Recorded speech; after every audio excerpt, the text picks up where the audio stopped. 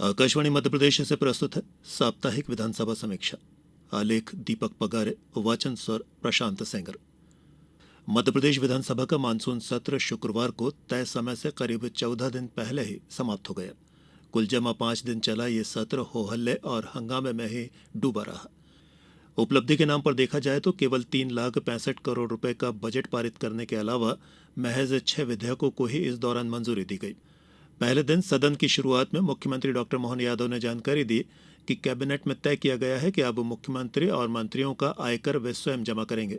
इस पर अध्यक्ष नरेंद्र सिंह तोमर, उपाध्यक्ष राजेंद्र सिंह और नेता प्रतिपक्ष उमंग सिंघार ने भी अपना आयकर स्वयं वहन करने की घोषणा की। वहीं मंत्री चेतन कश्यप ने भी मंत्री होने के नाते मिलने वाली सुविधाओं के त्याग की घोषणा की। हालांकि सत्र के पहले दिन ही कांग्रेस विधायकों ने नरसिंह घोटाले को लेकर जमकर हंगामा किया। इस मामले में विपक्ष स्थगन प्रस्ताव लाने की मांग कर रहा था, जबकि सत्ता पक्ष का कहना था कि मामला कोर्ट में लंबित है, इसलिए नियमों के मुताबिक इस पर चर्चा नहीं हो सकती। जबकि विपक्ष चर्चा की मांग पर अड़ा रहा। इससे सदन में गतिरोध बना रहा और अध्यक्ष ने सदन की कार्यवाही स्थगित कर दी।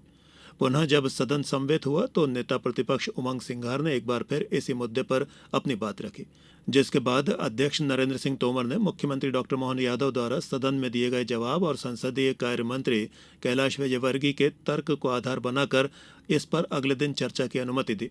इसके अलावा पहले दिन सदन में दिवंगत नेताओं तथा डिंडोरी के पास हुए बस हादसे के मृतकों को श्रद्धांजलि दी गई। सत्र के दूसरे दिन मंगलवार को भी नरसिंह घोटाले की गूंज रही। दोनों ही तरफ से खूब आरोपों को तीर चले। विपक्ष ने मंत्री विश्वास सारंग के इस्तीफे की मांग की तो वहीं मंत्री ने अपने ऊपर लगे आरोपों पर सफाई दी। दूसरे दिन प्रश्नकाल के तत्काल बाद अध्यक्ष नरेंद्र सिंह तोमर ने स्थगन प्रस्ताव पर चर्चा की अनुमति दी। चर्चा के दौरान नेता प्रतिपक्ष उमंग सिंघार ने तत्कालीन विभागीय मंत्री विश्वास सारंग के इस्तीफे की मांग करते हुए घोटाले की सर्वदलीय जांच कराने की मांग रखी। श्री सिंघार ने कहा कि प्रदेश के हजारों छात्रों को पता ही नहीं था कि वे जिस कॉलेज में एडमिशन ले रहे हैं वो दरअसल फर्जी है। नर्सिंग घोटाले के लिए नियम बदले गए और 2020-21 में सबसे ज्यादा नर्सिंग कॉलेज खोले गए। श्री सिंघार का आरोप था कि काउंसिल में धारा 31 का दुरुपयोग किया गया। जबकि नर्सिंग काउंसिल में घोटाला नहीं हुआ था तो धारा 31 के तहत काउंसिल को टेक ओवर क्यों किया गया। कोर्ट ने कोई रोक नहीं लगाई कि मंत्री या विभाग की जांच नहीं हो सकती। उन्होंने साफ कहा कि मंत्री के संरक्षण के बिना घोटाला संभव ही नहीं था। इस पर संसदीय कार्य मंत्री कैलाश विजयवर्गीय ने उमंग सिंघार के आरोपों को सदन की कार्यवाही के विरुद्ध बताया। इस पर दोनों के बीच जमकर बहस भी हुई। तैश में आए नेता प्रतिपक्ष ने चुनौती दी कि अगर आरोप गलत साबित हुए तो वे नेता प्रतिपक्ष का पद छोड़ देंगे। चर्चा में कांग्रेस विधायक भंवर सिंह शेखावत और दिनेश जैन ने भी हिस्सा लिया। चर्चा के दौरान तत्कालीन चिकित्सा मंत्री विश्वास सारंग ने सरकार का पक्ष रखा। उन्होंने कहा कि इस मामले में बार बार मेरा नाम लिया जा रहा है, जबकि नर्सिंग काउंसलिंग स्वायत्त शासी संस्था है, इसमें मंत्री का हस्तक्षेप नहीं होता है। श्री सारंग ने कहा कि जब कमलनाथ सरकार का इस्तीफा होता है उस दिन तत्कालीन मंत्री 354 से ज्यादा मान्यता दे रही थी।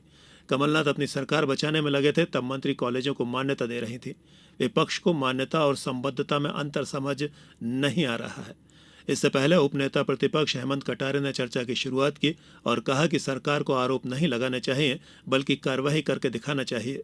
दोनों मंत्रियों के समय की सीबीआई जांच करा लेनी चाहिए ताकि सत्यता का पता सबको लगे।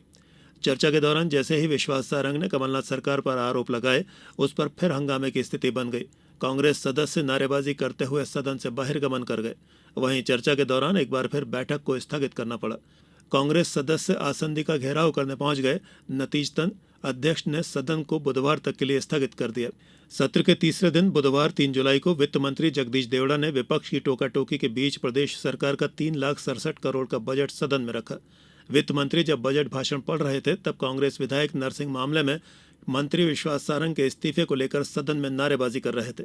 इस पर मुख्यमंत्री डॉक्टर मोहन यादव ने नियमों के अनुरूप सदन चलाने और इसमें विपक्ष को सहयोग करने की अपील की, लेकिन इस पर कांग्रेस विधायकों ने कोई ध्यान नहीं दिया। यही बात संसदीय कार्य मंत्री कैलाश विजयवर्गीय ने भी कही। इसके बावजूद नेता प्रतिपक्ष उमंग सिंघार और कांग्रेस विधायक सुनने को तैयार नहीं हुए। बाद में अध्यक्ष नरेंद्र सिंह तोमर ने भी नियमों का हवाला देते हुए कहा कि स्थगन प्रस्ताव पर चर्चा 4 घंटे तक की जा चुकी है। उन्होंने विधायकों से बजट भाषण सुनने का आग्रह किया, लेकिन विपक्ष ने अनसुना कर दिया। संसदीय कार्य मंत्री कैलाश विजयवर्गीय द्वारा जहां नियमों का हवाला देकर कांग्रेस विधायकों के व्यवहार पर आपत्ति जताते हुए निंदा प्रस्ताव लाया गया, वहीं प्रहलाद पटेल ने भी अपनी बात रखी और विपक्ष के व्यवहार को गलत ठहराते हुए नियमों का हवाला दिया। आखिरकार अध्यक्ष नरेंद्र सिंह तोमर ने सदन की कार्यवाही गुरुवार सुबह 11 बजे तक के लिए स्थगित कर दी। फिर विनियोग प्रस्तावों पर चर्चा शाम तक चली। इसके बाद अध्यक्ष ने सदन की कार्यवाही अनिश्चितकाल के लिए स्थगित कर दी। सत्र के चौथे दिन सुबह 11 बजे सदन की कार्यवाही शुरू होने पर प्रश्नकाल के बाद ध्यानाकर्षण प्रस्ताव पर चर्चा के साथ ही बजट पर विभागवार चर्चा हुई। इससे पहले सदन की कार्यवाही में शामिल होने के लिए टिमरनी से कांग्रेस विधायक अभिजीत शाह मूंग की बोरी कंधे पर रखकर विधानसभा पहुंचे। हालांकि सुरक्षा कर्मियों ने उन्हें द्वार पर ही रोक लिया। इस पर विधायक शाह ने सरकार पर किसान विरोधी होने का आरोप लगाया और नारेबाजी की।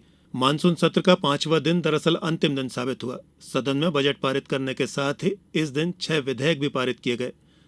5वें दिन भाजपा विधायक अभिलाष पांडे द्वारा संविधान के अनुच्छेद 30 को खत्म करने के लिए अशासकीय संकल्प भी पेश किया गया।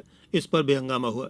इस पर कांग्रेस विधायक आतिफ अकील ने कहा कि सरकार नर्सिंग मामले से ध्यान भटकाना चाहती है, इसीलिए इस तरह के अशासकीय संकल्प लाए जा रहे हैं। इसी दिन सदन में 6 विधेयक पारित हुए। इनमें मध्यप्रदेश माल एवं सेवा कर संशोधन विधेयक 2024, मध्यप्रदेश गोवंश वध प्रतिषेध संशोधन विधेयक 2024, मध्यप्रदेश मंत्री वेतन तथा भत्ता संशोधन विधेयक 2024, मध्यप्रदेश निजी विश्वविद्यालय स्थापना और संचालन संशोधन विधेयक 2024, मध्यप्रदेश खुले नलकूप में इंसानों के गिरने से होने वाली दुर्घटनाओं की रोकथाम और सुरक्षा विधेयक 2024 और मध्यप्रदेश सुधारात्मक सेवाएं और बंदी गृह विधेयक 2024 शामिल रहे। अगर 5वें दिन की शुरुआत की बात करें तो सदन शुरू होते ही जल जीवन मिशन को लेकर सदन में खासा हंगामा हुआ था। राष्ट्रीय शिक्षा नीति और मदरसों को लेकर भी आरोप प्रत्यारोप के दौर चलते रहे।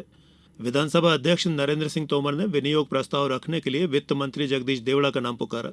इस पर विपक्ष ने डिवीजन की मांग की, जिसे स्वीकार नहीं किया गया। विपक्ष का कहना था कि डिवीजन मांगना विपक्ष का अधिकार है। इस पर अध्यक्ष ने कहा कि आपने समय से डिवीजन नहीं मांगा है। फिर इसके बाद विनियोग विधेयक पारित कर दिया गया।